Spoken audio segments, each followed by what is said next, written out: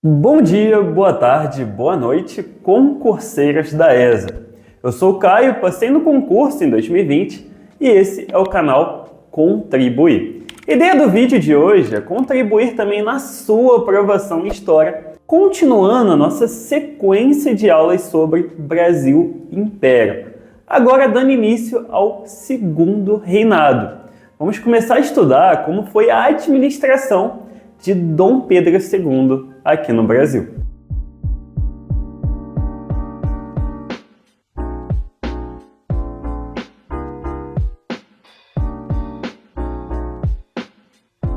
Para o pessoal que vem acompanhando a sequência de aulas certinha do nosso curso, sabe que nas últimas aulas nós estudamos sobre o período regencial, que foi um período relativamente curto, né? Começou em 1831, quando Dom Pedro I abdicou do trono em favor do seu filho Pedro de Alcântara, que na época tinha 5 anos de idade, e vai até 1840, o ano que vingou o golpe da maioridade de Dom Pedro II.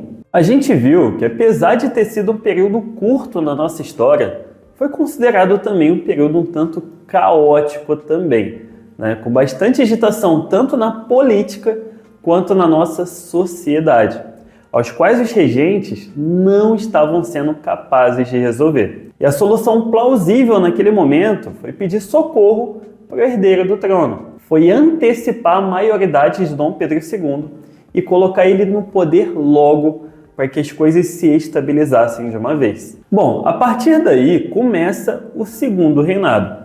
E eu já adianto, pessoal, que esse não vai ser um período curto, tá bem?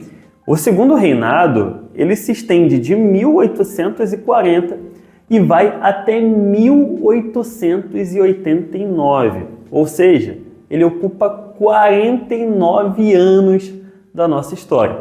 E por conta disso, vão ter muitos assuntos nessa matéria que são importantes e que a gente vai precisar estudar. Vamos falar, por exemplo, sobre a organização da política interna no Segundo Reinado, sobre os aspectos da economia, sobre as questões da política externa, né? Contemplando assuntos como questão Christ, a intervenção contra Uribe Rosas, a guerra contra Aguirre e a guerra da Tríplice Aliança. Falaremos ainda das leis abolicionistas e, por fim, sobre a queda do Império. Bom, acredito que vocês tenham entendido quão extensa está essa matéria, né, pessoal?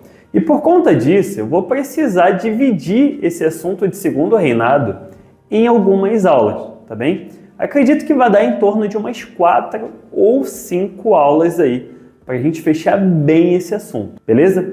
Na aula de hoje, que é a parte 1, a gente vai falar sobre a organização da política interna do Segundo Reinado. E dentro desse assunto, vamos entender o que foi as eleições do cacete, as revoltas liberais de 1842 e também como que se constituiu o parlamentarismo brasileiro.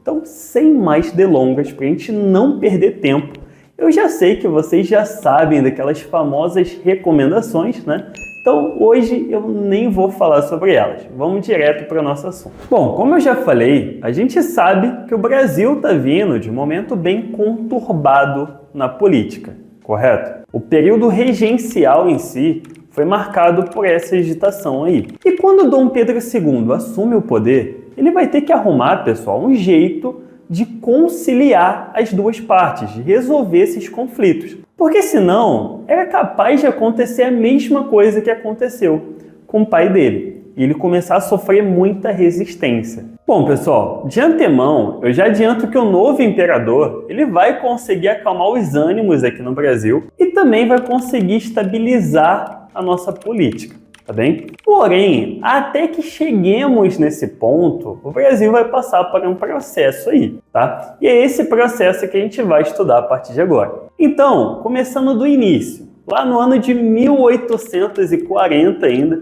mais especificamente no dia 13 de outubro, aconteceram as primeiras eleições para compor os ministérios do governo de Dom Pedro II. A ideia da eleição em si não teve muito problema, tá? O problema mesmo, que eu acho, é que essas eleições aí ficaram conhecidas popularmente como as eleições do cacete. Mas que isso, cara? Tô achando esse nome meio ofensivo, né?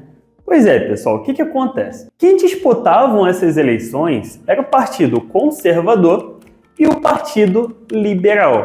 E esse nome popular, eleições do cacete, surgiram do fato de que os liberais venceram as eleições utilizando-se um pouquinho só da violência, né? Dando umas cacetadas em uns aqui, umas bufetadas em outros ali, ameaçando alguns adversários de morte, fraudando urnas, tipo coisas pequenas, né? Coisas leves assim do dia a dia. Enfim, os liberais vencem essas eleições, porém os integrantes do Partido Conservador não vão aceitar essa história fácil desse jeito, né? Então eles reclamam e exigem que o imperador anulasse o resultado dessas eleições. Dom Pedro escuta a reclamação dos conservadores e concorda. Com isso, ele resolve dissolver a Câmara e convocar novas eleições, das quais o Partido Conservador saiu vitorioso. Caramba, cara, que confusão, entendi então. Então estavam os liberais lá, porque venceram as eleições daquele jeito maroto, né? Os conservadores reclamaram com Dom Pedro cancelou, dissolveu a Câmara, né? Convocou novas eleições e agora os conservadores saíram vitoriosos. Exatamente, agora estão os conservadores lá. Tá, Caio, entendi. Então a história vai ficar desse jeito? É claro que não, né, pessoal? E vocês sabem muito bem disso.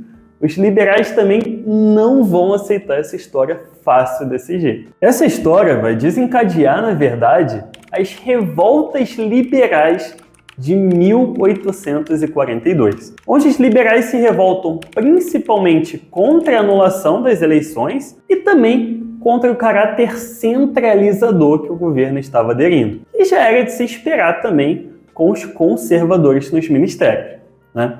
Sobre os líderes, a gente consegue destacar por estado, tá bem?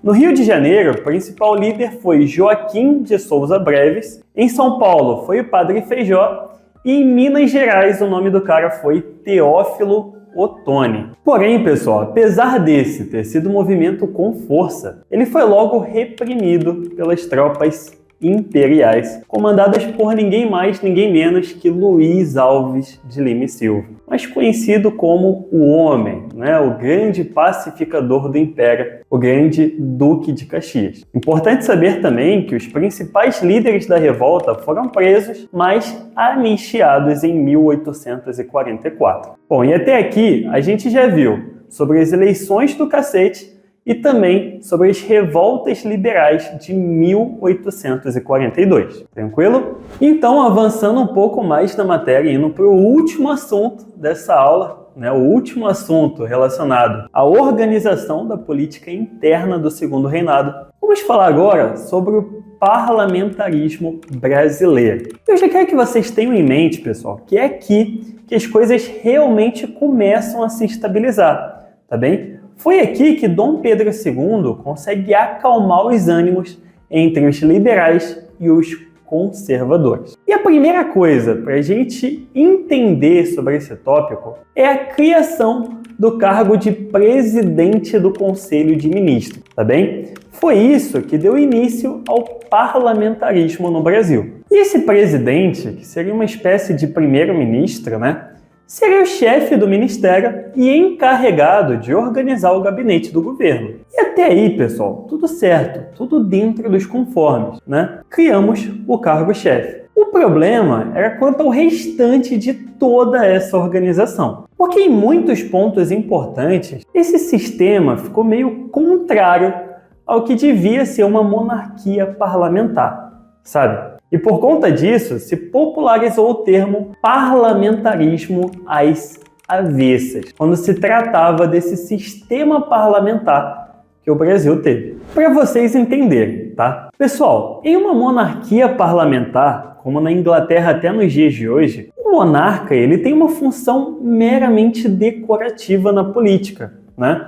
As decisões importantes mesmo ficam na mão do primeiro-ministro. Aqui no Brasil, não era muito bem isso que acontecia, não. Até porque quem nomeava o primeiro-ministro era o próprio imperador. E como que isso acontecia?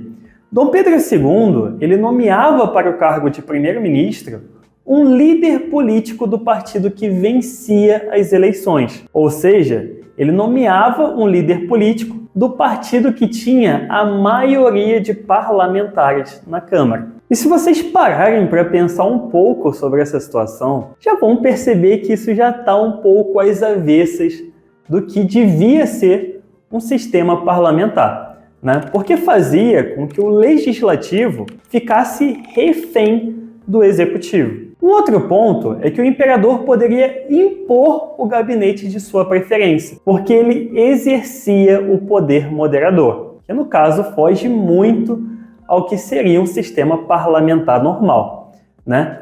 E por último, para fechar esse pacote, era um sistema centralizador e oligárquico. Não representava a sociedade brasileira, representava apenas as elites. É importante anotar também que durante todo o segundo reinado nós tivemos 36 gabinetes ministeriais, 21 considerados liberais e 15 considerados conservadores. E um ponto sobre isso que não é muito intuitivo é que os conservadores se mantiveram 10 anos a mais no poder do que os liberais. Os liberais estiveram presentes durante 20 anos e os conservadores durante 30 anos. E entre os anos de 1853 a 1861, ocorreu a conciliação partidária. O que seria isso? Esse foi um período em que os liberais e os conservadores governaram juntos. Esqueceram as diferenças, né, mesmo que não tivessem muitas, e se juntaram. Podemos dizer também que foi um período de tranquilidade e que as linhas gerais da política se firmaram nesse momento sobre uma visão conservadora. Ok? Bom, pessoal, e aqui a gente fecha essa parte de parlamentarismo e encerra também esse assunto de política interna do segundo reinado. Não percam a próxima aula, que a gente vai falar sobre as questões econômicas desse período aí, tá bem? Foi um grande prazer para mim, espero ter contribuído da melhor forma no entendimento de vocês. E é isso, foi um prazer, até a próxima e tchau, tchau!